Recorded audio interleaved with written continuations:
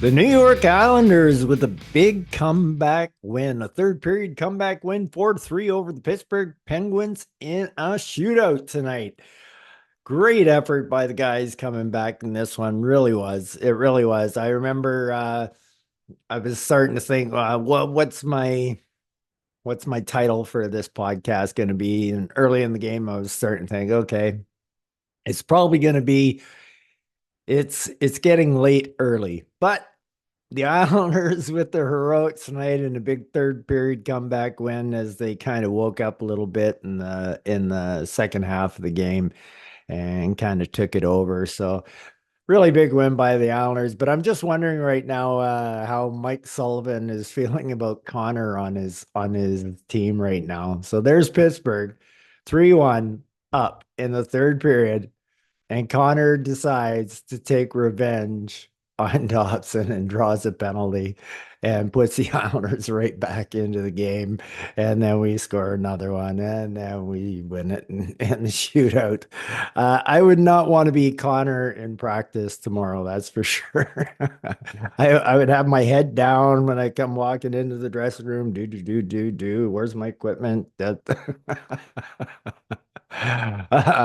So really, really a great comeback for the Islanders tonight. It really was. Basically, it was a scoreless first period, and I thought Sorokin had to make some really high quality saves in the period. I kind of thought that we started slow, and then around the 3 minute mark, we kind of took over that period up to about the 12 minute mark or so, and then I kind of thought that Pittsburgh kind of took the period over. So for me, it was a kind of, yeah, I'll give the nod to the Islanders overall for the period, but not by a whole lot, especially with the saves that Sorokin had to make compared to what Nedeljkovic had to make down at the other end. So off to the second period we go, and what seems like just another typical Islander game. If you've been a lifelong Islanders fan, and especially in the last 2 decades, we've had some very odd calls go against us. But I will give it up for the explanation on the goal and say, okay, that was a good goal. And for me, honestly, when it comes down to when you got to break it down to the point that we were breaking this play down, I don't think I would rather the play not get overturned. I know it was bad for us because it was against us, but really, if you need to salvage yourself by some technicality and some camera angle that just says, oh, it's just a millimeter offside. That's right. I said millimeter. I'm Canadian. The rest of the world uses millimeters. Sorry. Okay. By an inch, just by an inch. So it sucked that we were down 1-0 to Pittsburgh, especially the Islanders were showing once again that during the game they couldn't really finish anything. We had Wallstrom with the breakaway and he missed the net. And it just wasn't looking good once you fall down 1-0, even to the Pittsburgh, who I don't think has a hope in hell of making the playoffs this year. I couldn't care less that we gave the Penguins a loser point because I know they're going to be nowhere near there. Now, it's a good possibility we may not be either, but I'm not worried about giving up a point to the Penguins. They can have it. I'm just glad we got the two. So uh it was a little worrisome. And then all of a sudden, Kyle Palmieri, who had been pretty darn quiet, and he's done this the last 3 games or so. He kind of wakes up halfway through the game, and he just showed up.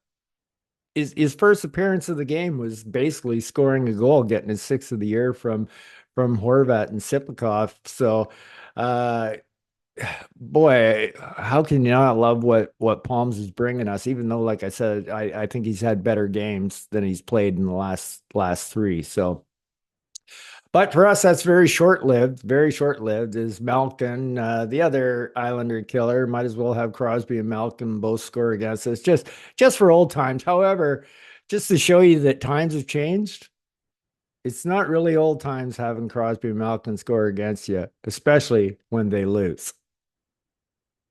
I'm used to Crosby and Malkin scoring against us in an 8-2 game. So take that for what it is. That was one it was a weird one. My first reaction on it was, geez, I thought Ilya could have got that. And even Butch said he seemed a little slow getting over, but then I looked at the replay and that and I go, what am I doing here? This it's basically an identical Ovechkin goal. Perfectly one-timed, cross ice pass.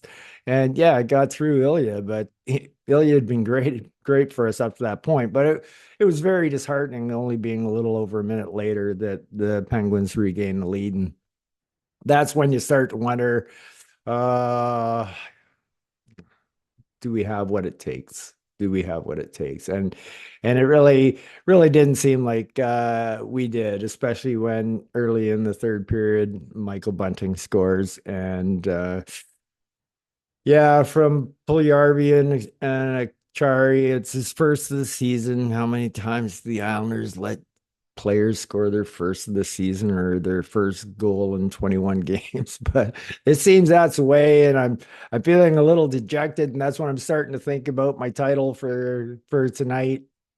It's getting late early. And then the Islanders completely wake up for the rest of the third period, and they're all over them. And Simon Holmstrom, who I was going to rant about his no finish on that breakaway chance he had. I go, that's just typical Holmstrom, typical Islanders not being able to finish. Boy, did Simon ever put some finish on on that power play goal? That was a beauty. And I gotta tell you, not only that, I mean, we got that goal from Holmstrom when he fed that puck down to Siplikov, and Siplikov made that between the leg pass over to Palmieri for a goal. And that was all Simon keeping the puck in at the top of the blue line. Once again tonight, in tonight's power play, he worked that high point that Horvat usually plays, but since the second unit's out there, and he did a great job of it. And Palmieri gets an assist and Pollock as well. And lo and behold, Kyle Palmieri is in another multi-point game. Like this guy is just drinking from the fountain of youth or something. He just uh right from the midway point of the second, he just picked up his game and boom, goal and assists, just like that. He really is. He's been playing great hockey for us. And like I said, the funny thing about it is that he really hasn't played that great in the third. Well, I can't say he hasn't played great in the last three games because he's picked it up in all three of those games. Midway through, he just had some really slow starts. But how can you complain with multi-point nights like the way he's been producing for us? So 3-2, we're back in the game, and I'm starting to think to myself, is this just going to be another one of those ones where you get your hopes up and we pull the goaltender with 2.5 minutes left, and it takes them 12 seconds to score an empty netter, and then who knows, maybe they score another empty netter because we pulled the goaltender so early the first time that we try it again, being down. I just saw the nightmare coming, and then Pager comes through, man. He went bursting in for that puck. And Bo Horvat, really, even though he'd already had another assist in this game, it was one of those assists that the goal wasn't scored because of his assist, but Pager's goal was scored because of his assist, and it's the first thing that Horvat has really done well in this game. But I'll take it. I'll take it. Anders, the captain, also picking up a point on that, so it's pretty exciting. We go up. Tie this game at 3-3, and then of course with all the power play situations and the rest of the third, and then into overtime and all that stuff, and then we go to a shootout, and Wallstrom, I'm glad he got the shot on net. He took a shot. That's his strength. Can't blame him. He got stopped, and then Raquel gets stopped by Ilya right off the shoulder there, and Horvat once again, who really the only good thing he did all night was that assist to Pajot's goal. Scores what is eventually going to be the winning goal in the shootout, the winning and the only goal in the shootout. But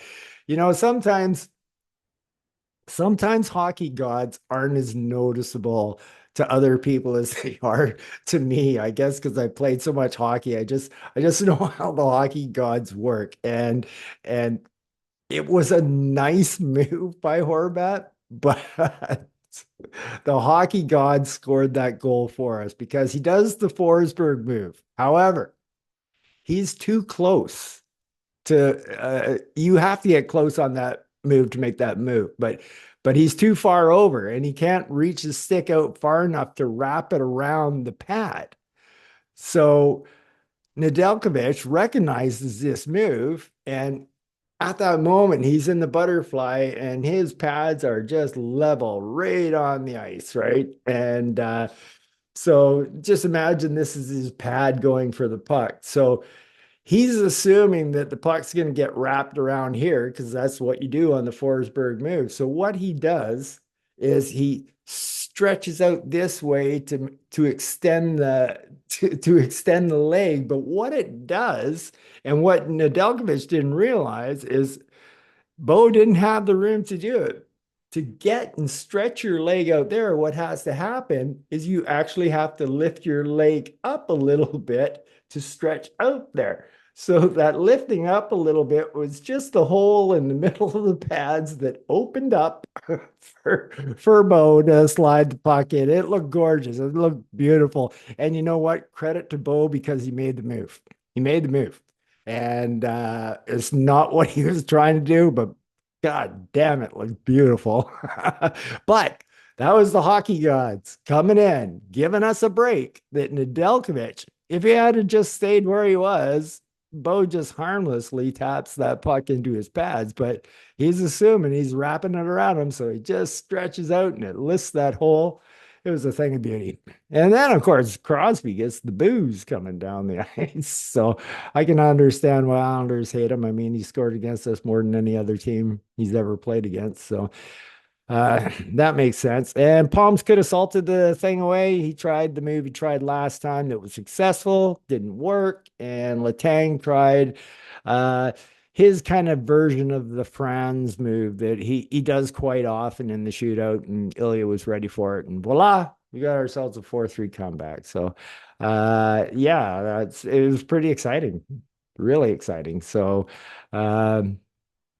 excited to talk about the players' performances tonight and kind of what this means to us. I mean, we went into this game in 13th place in the Metro. We're in 10th right now. We could drop back to 11th if Columbus wins later on, but the point of the matter is we went in 13th, go up to 10th, where before we were going down to 14th and going up to 9th. So you can't jump that high in one game anymore because the games are starting to get played and the teams are starting to split apart. So it's crucial that the Islanders won tonight's game, even if we end up in 11th place by the end of the night. I mean, by time we hit the ice again, we could be in 13th or 14th place because we're down in a crunch in the bottom. That's how huge this game was tonight. Like I said, I'm not worried about giving Pittsburgh the point tonight. They can have it for all I really care. So wow,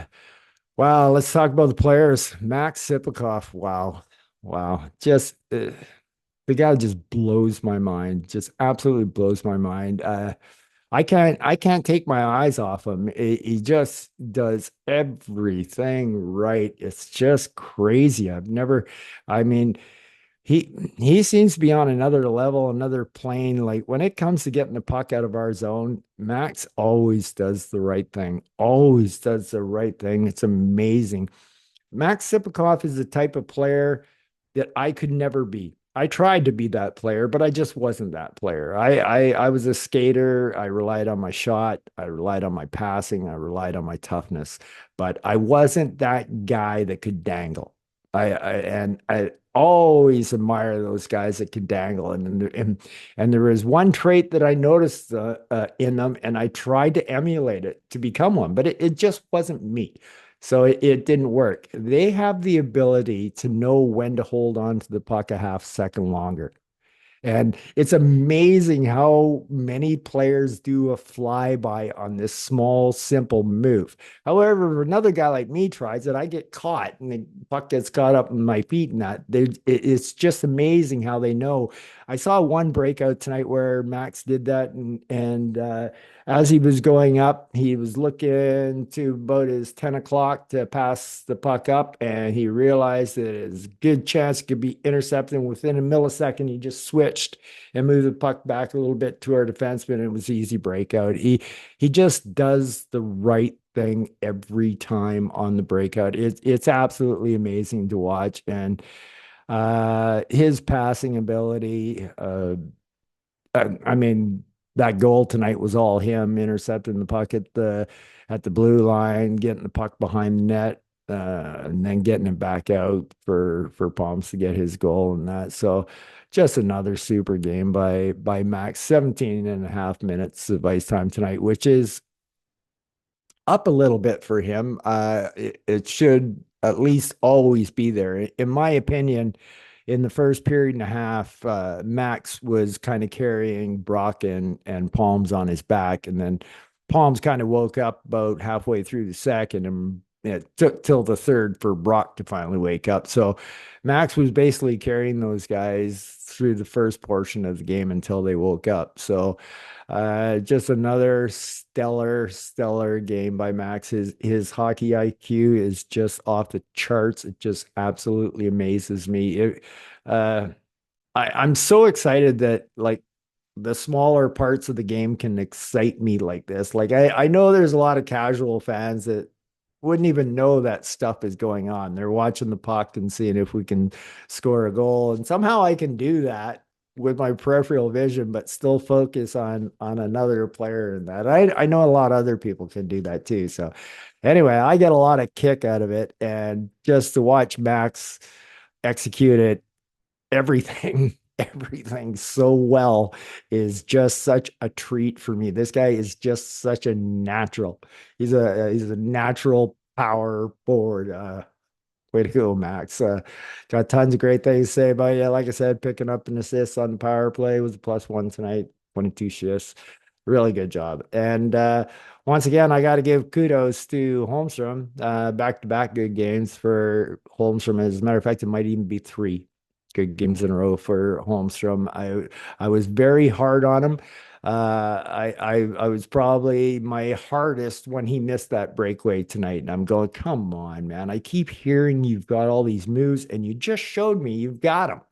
Why couldn't you flip that puck into an empty net? And it was getting so frustrating. But then when Simon scores his goal on the power play, it's that, yeah, there's the mitts. And then I think to myself, well, that's the beauty of hockey. You can't do it every time. You can't. Like he might have been getting pressured or whatever it was, but that's what makes hockey exciting is that you can't. Most people, not like a Gretzky can control a game, but most people can't do that kind of thing. So, uh, really nice, really nice game by Holmstrom. Yeah, I was quite pleased. He's looking fast out there. He seems to be making better moves on his passes and he's carrying the puck a little bit more. I like what I'm seeing out of Simon, but once again, I still don't think he's a fit for Bo and Bars. Bo, I everybody watching this podcast is going to think I'm nuts. Bo Horvat, 2 assists, +1, 20, almost 23 minutes of ice time, 2 shots on net. And I will say, I think beyond a doubt, that was Bo Horvat's worst game as a New York Islander. He was absolutely horrible. Yeah, I know, 2 points, and I'm saying it. Sorry, sometimes points just don't get a pass. And I was thinking throughout the entire game, I was thinking Bo Horvat is the place where Islander plays go to die tonight. He couldn't pick up a pass. He couldn't make a pass. He couldn't hardly get the puck on net. He couldn't do anything right. And I mean it. He was bad. He wasn't having it wasn't that he wasn't just having a good game, like where you say, oh well, Horvat didn't play that well tonight. No, no, no, it wasn't that. He was bad. I mean, seriously, seriously bad. But with all good hockey players, it's only a good hockey player that can play that bad and walk away with 2 points. It's amazing. It really is. It's amazing. It's the same thing with Paul Mary. Woke up halfway through the game, walks away with a 2 point night. Horvat plays absolutely horrible, walks away with a 2 point night. Those guys, it's just kind of crazy. It's kind of crazy because the cream usually rises to the crop, even when you're that bad. Crazy, huh? Once again, I thought Pierre Engvall had a really good game. Now, don't get me wrong, I'm not praising him for the how fantastic he's been, but for Pierre Engvall, that's at least three bang up games in a row by him where he was putting his speed to use and doing something with it, and definitely was not hurting us with what he was doing on the ice tonight, like giveaways or anything like that. So, really happy with Engvall's performance in the last three games. I mean, we need him because we're so depleted. So, uh, I mean, he may not be my favorite hockey player, but he's still a New York Islander, and I'm going to cheer him on when he's got our colors on. Absolutely, 100%. So, uh, pleased with his effort, and that's all you can ask for. So, I noticed Hudson Bashing a couple times tonight, but he didn't get a lot of ice time. He only got like 5.5 minutes. So that's probably why I didn't notice him very much.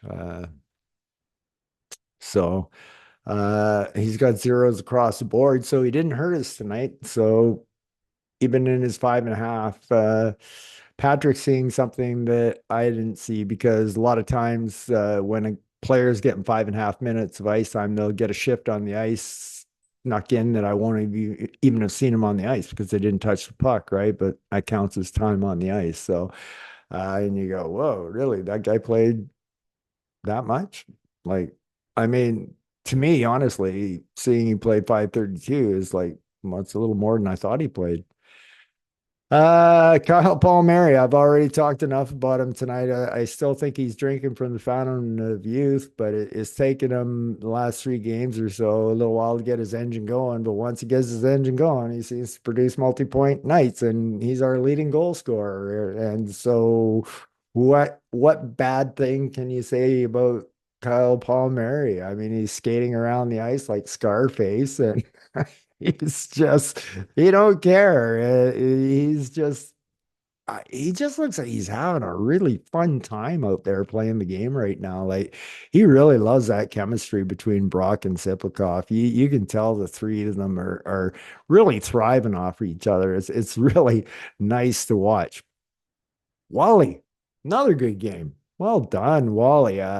That burst of speed where you broke down the middle and basically walked in all alone in the first period and you ripped the shot and you just missed. And I hate that. Like you missed the net a little bit too much, Wally. You need to start hitting the net more. And I hate to be mad at him for that because I know he's not missing by much. And it's so hard to there's so little room to shoot at in the NHL that you really have to just pick those little hole corners up over the shoulders and things like that. And if you don't hit it, you're not going to score. And so, like, I know he's going for that goal scoring area, but eventually you gotta maybe just to get your own confidence back that you're going to start hitting those spots. Maybe start throwing a couple into the goaltender if you have to, but you need to zero in more on that net. That net has to be more of a magnet for the puck. I get what you're doing, and I'm not really mad at you for it because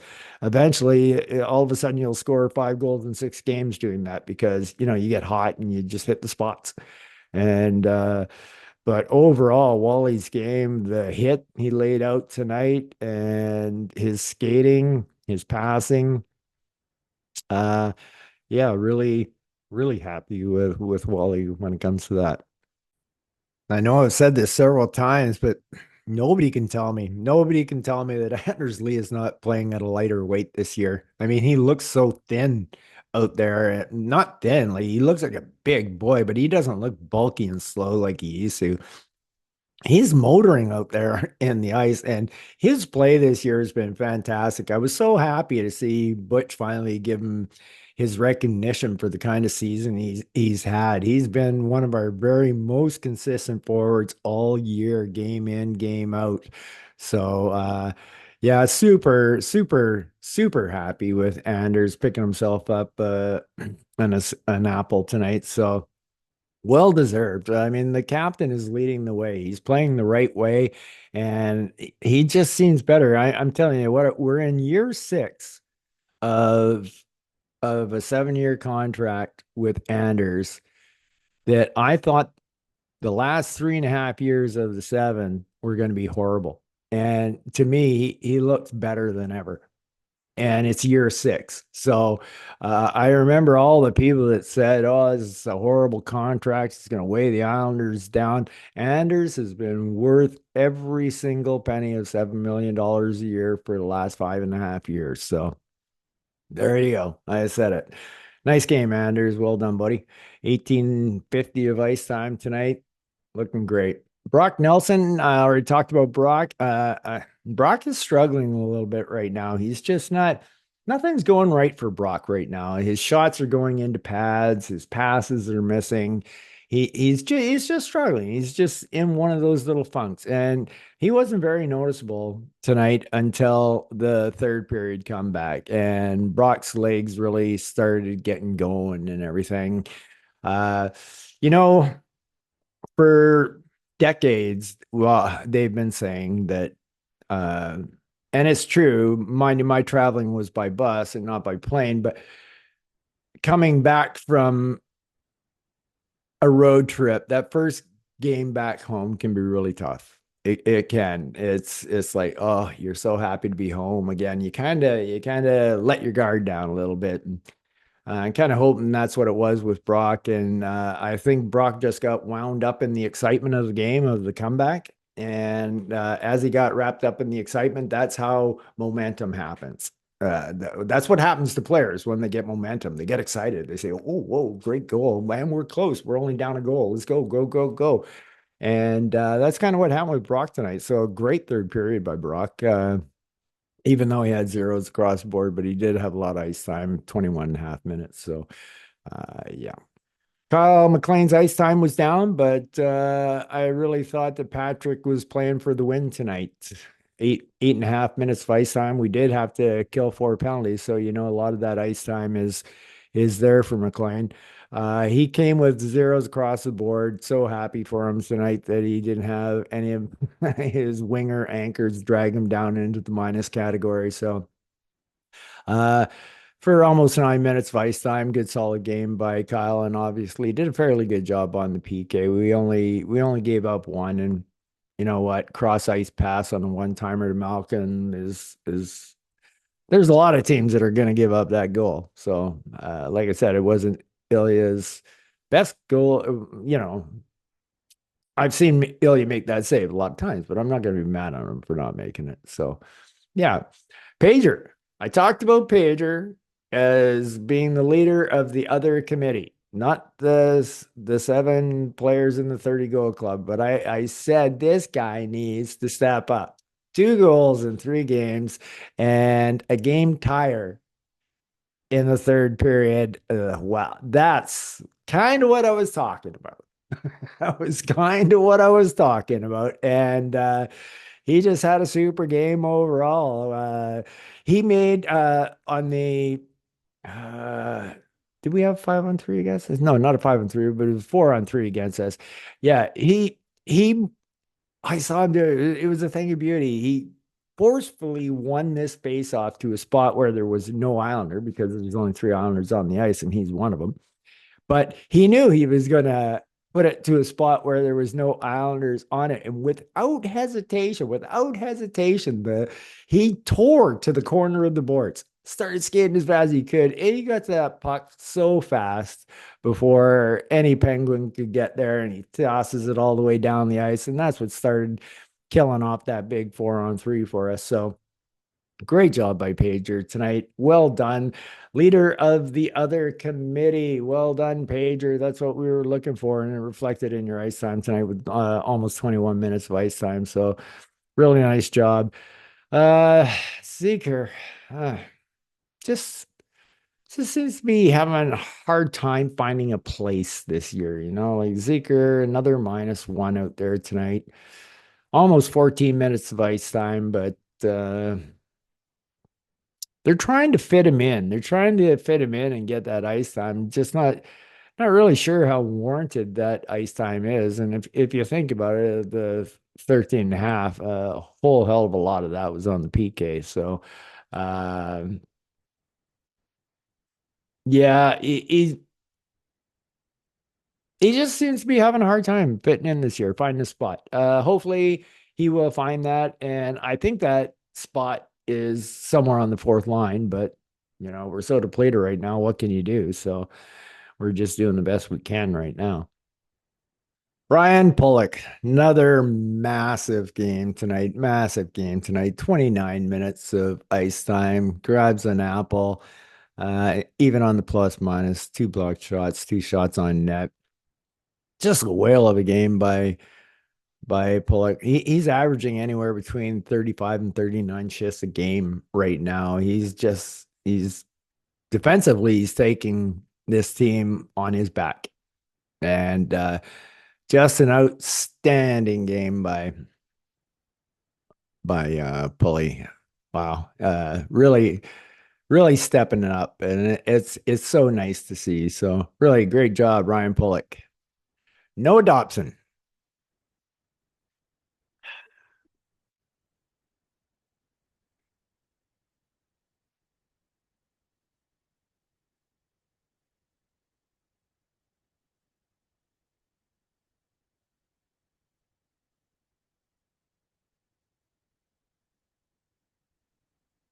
Noah Dobson manned up tonight.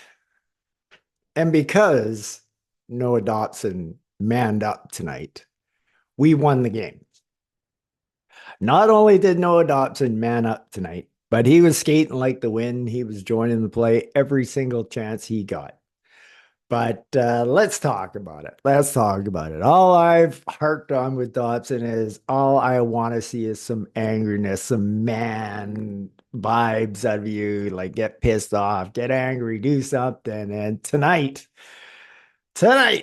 Noah comes to the rescue of George. And he actually throws one. He throws one. You heard me correct. You heard me correct. Now, that in itself, for me, is just enough to just be so excited and happy for the night for his performance. But oh no, he's not stopping there. He's not stopping there. The period is coming to a close. And Noah purposely comes in on the forecheck, knowing there's no time left. The siren goes off. He's still a little too far away from Connor, and he goes after him again. Knowing all well that if he makes contact with him about a full second after the horn is gone, that there's going to be a skirmish. And sure enough, there was. And Noah was up for it. I couldn't believe what I was witnessing. And I was like, Noah, Noah, go, Noah, go. Was that it? Was that the ending of it? No, Noah got under Connor's skin so bad, so bad that with 5 minutes into the first period or third period, Connor decides he's going to take some revenge on Noah and gives him the old knee. Turning point of the game. Turning point of the game. All caused by Noah's aggressiveness on Connor. He sucks him in to taking a revenge penalty. I am sure that Mike Sullivan is absolutely fuming being up 3-1 in the third period, and you go and take a revenge penalty in the offensive zone. Oh my God, I would so not want to be Connor. But part and parcel, this is all caused because of Noah Dobson.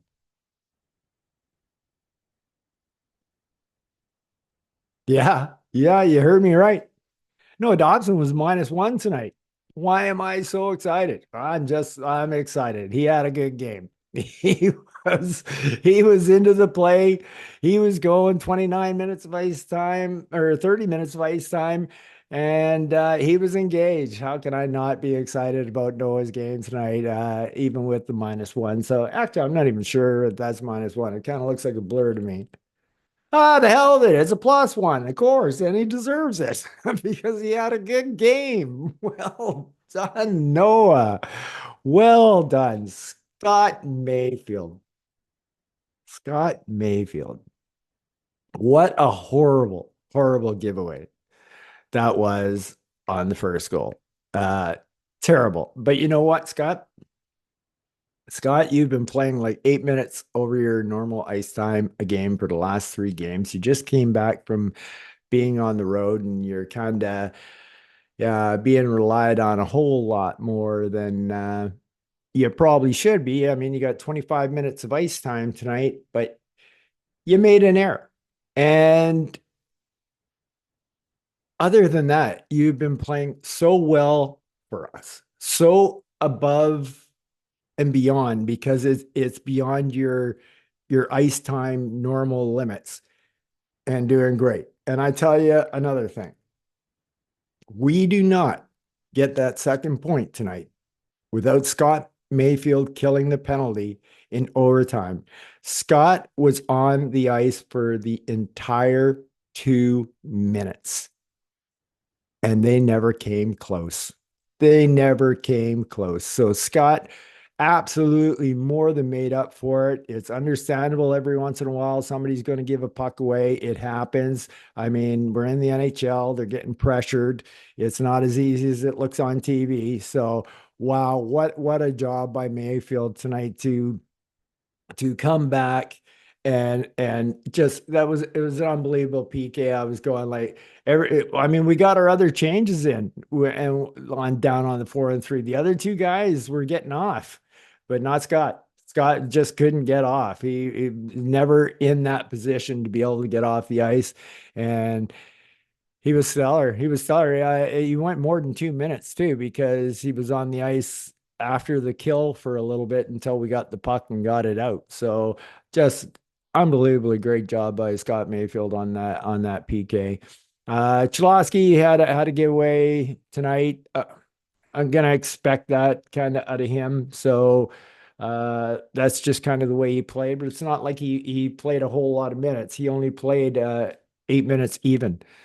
So he was a -1, and that's just not good enough. And so Patrick is basically just, he's given the ice time by the way it's meant to be. You get your ice time by how you're playing.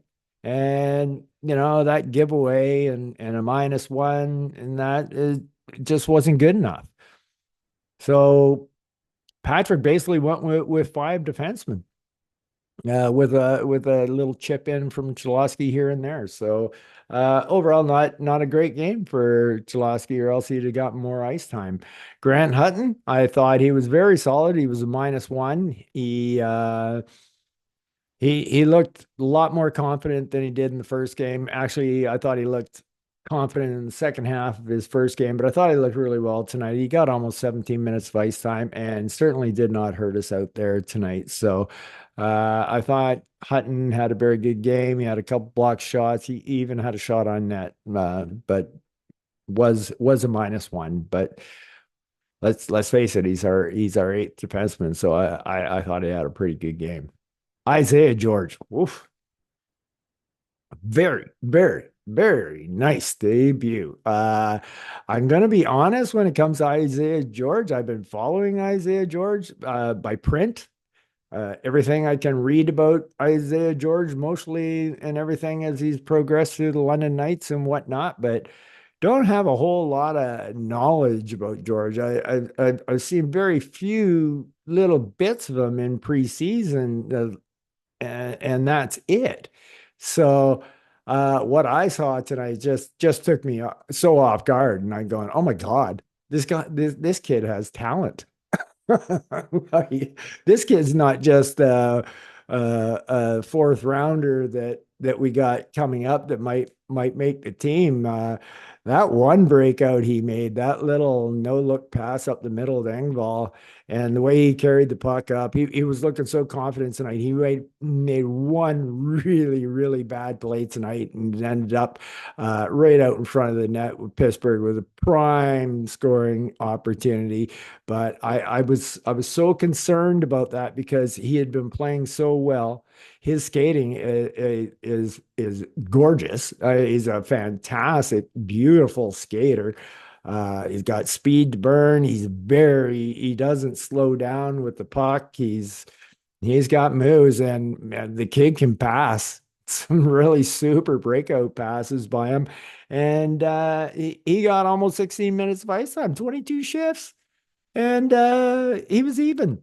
So what a debut for Isaiah George. I mean, I thought he looked fantastic, and I was so happy to see Patrick put him back out on the ice after that one mistake he made, and I don't think he made another mistake the rest of the game. It was he had one mistake, and it was really glaring, but I'm really glad that Patrick came back with him and showed the confidence in him. I think that's going to go a long way with Isaiah George. So anyway, bottom line is all of a sudden I get perked because I didn't realize we had this good of a talent in our pipeline. So I can see him here very soon. Now, don't get me wrong, like he's 20 years old, but there's other 20-year-olds, and not all of them are first overall picks that come in and just start playing in the NHL. It happens.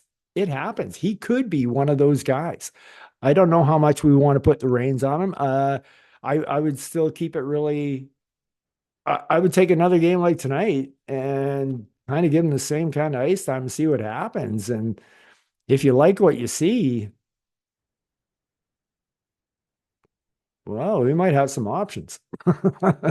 So, uh, really super impressed with Isaiah tonight. What a great debut, Isaiah. Good for you, man. I'm happy for you.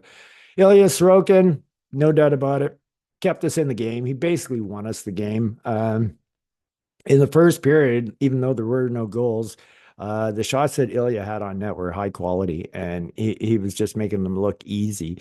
The only goal, and I don't even want to be critical of the Malkin goal because it's a cross ice slap shot, no time on the tape, perfect shot. That how do you get mad at Ilya for that goal? So I can't be mad at him for the other two either. So uh, he was our star of the game. Stopped all three shots in the shootout. Basically won it for us there. Stopped everything he had come his way in overtime. 914 save percentage, good enough to win the game. So bang up job by Ilya. Really happy to see that. So uh yeah, so that's pretty much the way I've seen everybody's performances tonight. I got a long West Coast trip going on. Um Unfortunately, I was going to do the Vancouver Seattle games live, but due to circumstances, I can't do it for personal reasons. I can't really get into it. Next year they do pretty much back to back Seattle, Washington. I think this is the second year in a row now. So yeah, I'll do that next year. So pretty happy by the Islanders results. I'm not sure we're going to be able to hang around into the mix long enough, but I mean we played Pittsburgh tonight and we squeaked through. But each game's a new game, and uh depends on our effort level. We still have enough talent that a little bit of strong effort we can still win some games. we've gotten to one game below 500 now. We really, really need to get back and win the next game and to get back there. It's 500 doesn't get you in the playoffs, but 500 keeps you around for the fight for the playoffs. So that's kind of what we need to do is stick around for the fight to the playoffs. And with each day goes by, Barzy and Duke and Pellick and Riley and everybody else, Romy, they get one day closer to returning. So anyway, uh, pretty surprising, unexpected comeback tonight. Pretty excited about it. I hope everybody had a fun time tonight. I hope all you guys and girls have a good night and peace out.